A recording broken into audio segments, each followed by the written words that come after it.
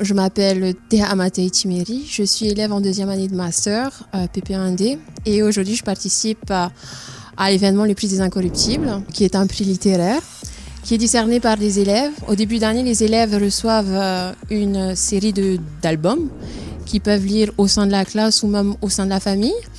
Ils doivent, après lecture, forger leur propre opinion et à l'issue de cela, ils doivent voter pour le livre qu'ils ont préféré, d'où le nom Incorruptible. Ça a été vraiment une occasion enrichissante, je dirais, dans la mesure où en fait on est au contact des élèves, on leur enseigne la culture littéraire en fait, hein. C'est une invitation à pouvoir lire, à leur donner envie et ça a vraiment été enrichissant. Bonjour, je m'appelle Julien Bastien, je suis étudiant en deuxième année de Master MEF premier degré. Donc avec notre classe, nous avons toute l'année conçu des jeux, des activités en rapport avec les albums du panel du prix des Incorruptibles pour pouvoir organiser aujourd'hui la grande rencontre avec les élèves de toutes les écoles.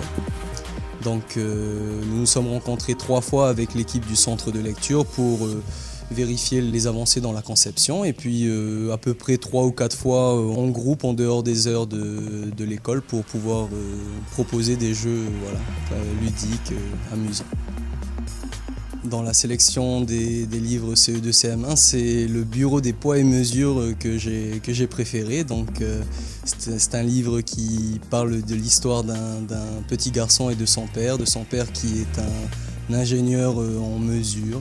C'est un livre qui est touchant, qui parle des émotions et en même temps du domaine des mathématiques et c'était très fun.